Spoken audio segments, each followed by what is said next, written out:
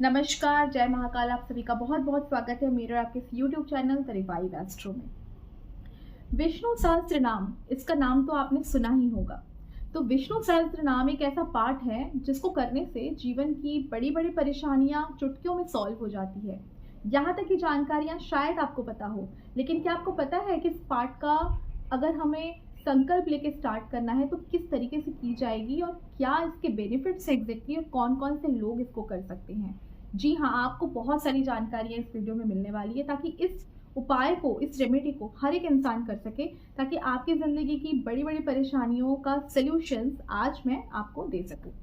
तो बने रहिए मेरे साथ इस पूरी वीडियो में आखिरी तक ताकि आपको पूरी जानकारियाँ मिलती रहे। और नीचे दिया हुआ नंबर आप ही के लिए है, ऑनलाइन ऑफलाइन हर तरीके से आप हमसे जुड़ सकते हैं, आप हमसे कनेक्ट कर सकते हैं, और ताकि आपको दोनों ही तरीके से बिल्कुल सेम सॉल्यूशंस हम प्रोवाइड करेंगे, ये हमारा। तो चलिए आगे बात करते हैं विष्णु सहस्त्र नाम के बारे में। विष्णु सहस्त्र नाम एक ऐसा पाठ है जहाँ पर 1000 नामों का डिस्क्रिप्शन दिया हुआ है विष्णु जी का। विष्णु जी के 1000 नामों का पूरा वर्णन है यहाँ पर, जो कि संस्कृत में दिया हुआ है, लेकिन आजकल हिंदी में भी अनुवादन मिलता है, अनुवादन बुक्स मिलते हैं, आप उसे ले सकते हैं, उसका भी पाठ आप कर सकते हैं। लेकिन अगर आपको इसका 100% फल चाहिए तो मैं आपको रिकमेंड करूंगी जो संस्कृत में लिखा हुआ ओरिजिनल पाठ है वही, उसका ही उच्चारण आप करें। विष्णु सहस्त्र नाम की बेनिफिट्स किन लोगों को होती है, सबसे पहले आज मैं आपको वो बता देती हूँ कि किन लोगों को ये बिल्कुल 100% करना चाहिए।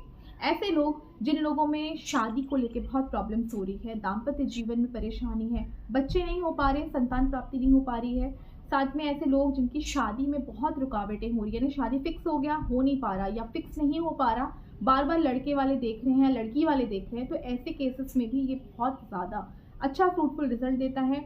ऐसे लोग जिनकी लाइफ में शादी से लेके बिजनेस से लेके प्रॉब्लम्स हैं, पैसों से रिलेटेड बहुत रुकावटें आती हैं, आपके लाइफ में घर में ऐसे बच्चे हैं जिनका मन पढ़ाई में नहीं लगता, बहुत डाइवर्टेड रहते हैं, लेजी हो गए हैं, तो ऐसे सभी लोगों के लिए, प्लस खासकर वो लोग जिन लोगों को कैंसर, ट्यूमर और ऐसे बड़े बड़े अनडायग्नोस्ड डिजीज या डायग्नोसिस के बाद भी ऐसे स्टेजेस में पहुंच चुके जिनका मेडिकल साइंस में बहुत प्रॉब्लम हो रहा है आपको ट्रीटमेंट कराने में, तो मेडिकल साइंस को तो लेके चलना है, लेकिन साथ में आपको वैदिक साइंस भी लेके चलना है। तो इन पाठों का जाप जरूर करें ताकि आपको सॉल्यूशंस इंस्टेंट मिल सके।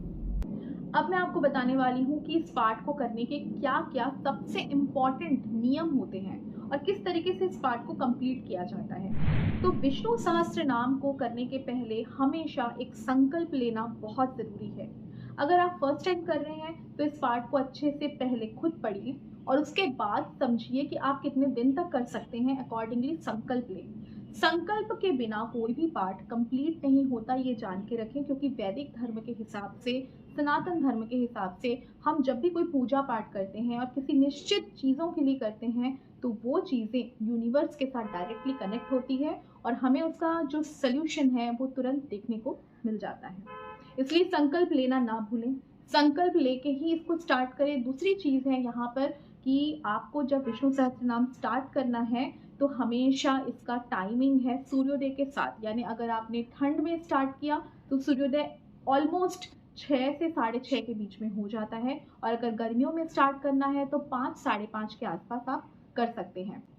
और जब भी आप इन चीज़ों की एक्टिवेशन करते हैं तो कहीं ना कहीं चाहे अनचाहे यूनिवर्स के साथ आप कनेक्ट हो जाते हैं, तो इसलिए टाइमिंग फिक्स रखना बहुत इंपॉर्टेंट है इस पूजा में। तीसरी और सबसे इम्पॉर्टेंट बात है कि इस पूजा, ये वाले जो पाठ आप जब स्टार्ट करेंगे आपको व्रत रख के स्टार्ट करना है, सुबह सुबह व्रत रख के ही आपको इस पाठ को करना है। और करने के बाद भी पूरे दिन आपको वैष्णव धर्म, यानी कि आपको मांस मछली मदिरा का सेवन बिल्कुल नहीं करना, प्याज लहसुन नहीं खाना, क्योंकि वैष्णव धर्म के हिसाब से ये सारी चीज़ें वर्जित होती है। तो जिस दिन आपने इस पाठ को किया उस दिन भूल के भी इन चीज़ों को ना करें।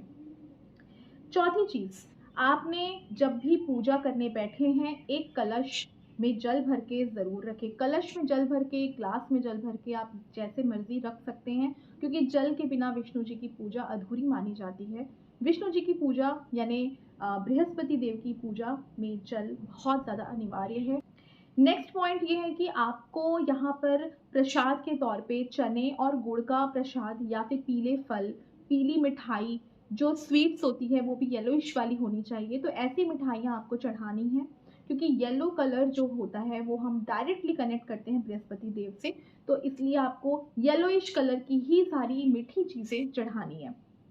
इनके अलावा आपको उस दिन येलो कलर के ही ड्रेसेस यानी वस्त्र धारण करने हैं और पूरा पाठ कंप्लीट करने के बाद ही उठना है। ध्यान दें, जब भी आप पाठ करने बैठे तो मन में गलत विचार, गलत लोगों की कोई भी बातें नहीं आनी चाहिए, क्योंकि यहाँ पर शुद्ध मन और शुद्ध तन दोनों की अनिवार्यता बहुत ज़्यादा है।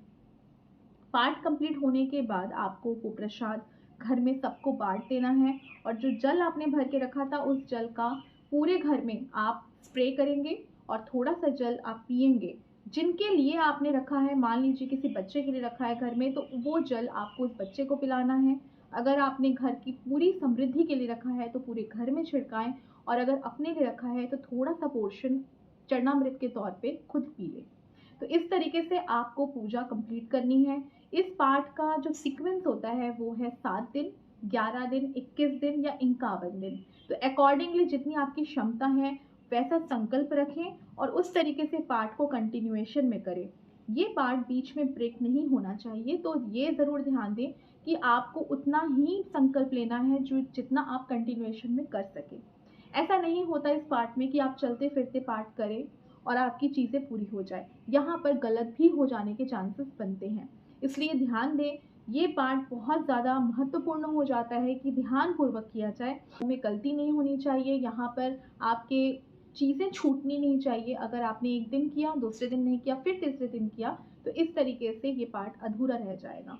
इसलिए नियमों को फॉलो करते हुए ही इस पाठ को करना ज़रूरी है। और सबसे आखिरी बात, जब आपकी ये पाठ कंप्लीट हो जाएगी, जैसे कि आपने संकल्प रखा था, आपका कंप्लीट हो जाएगा, तो किसी भी पास में विष्णु देव की कोई भी प्रतिमा मंदिर के पास में जाके इस आपको भोग चढ़ाना है, और जो भी आपने संकल्प लिया है उसको कंप्लीट करना है, क्योंकि ये आखिरी रिचुअल बहुत इंपॉर्टेंट है। जब भी आप रखें व्रत तो इस तरीके से ही फॉलो करें। तो ये है आपके लिए सारी इन्फॉर्मेशन विष्णु सहस्त्र नाम के बारे में।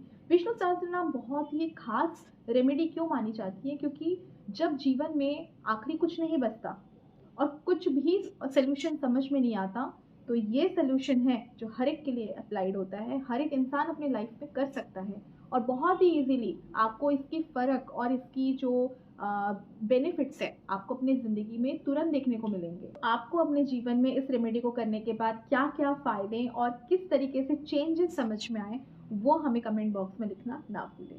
तब तक के लिए धन्यवाद, नमस्कार। आप सभी सुरक्षित रहें, खुश रहें। नमस्कार।